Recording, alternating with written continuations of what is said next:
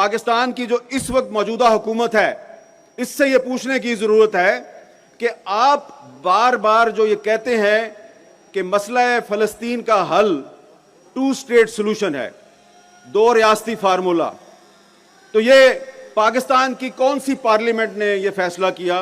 कहां पे ये फैसला हुआ कि 2 रियासती सोल्यूशन जो है वो मसला फ़लस्तीन का हल है?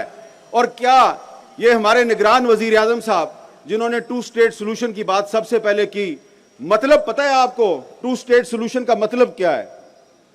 मतलब यह है कि 2 स्टेट सोल्यूशन का मतलब यह है कि जी आप इसराइल का जो वजूद है उसको तस्लीम कर लें और इसराइल को भी तस्लीम कर लें, और ये जो गजा और दरियाए उर्दन का जो मगरबी किनारा है, इस तरफ जो फ़लस्तीन है, यहां पे एक फ़लस्तीनी रियासत कायम कर दें।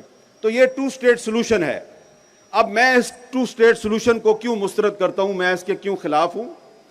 पहली बात तो यह है कि पाकिस्तान इसराइल को तस्लीम नहीं करता, और दूसरी बात वो ये है कि बानी पाकिस्तान कायदे आज़म मोहम्मद अली जिन्ना ने 1948 में जब इसराइल को तस्लीम किया गया तो इस 2 स्टेट सोल्यूशन को उन्होंने मुस्तरद कर दिया। उनको जब यह कहा गया कि आप इसराइल को तस्लीम करें तो उन्होंने इनकार कर दिया, और कायदे आज़म ने खत लिखा अमरीकी सदर ट्रूमैन को, और उस खत में यह कहा कि इसराइल एक नाजायज रियासत है, आप इसकी सपोर्ट बंद कर दें।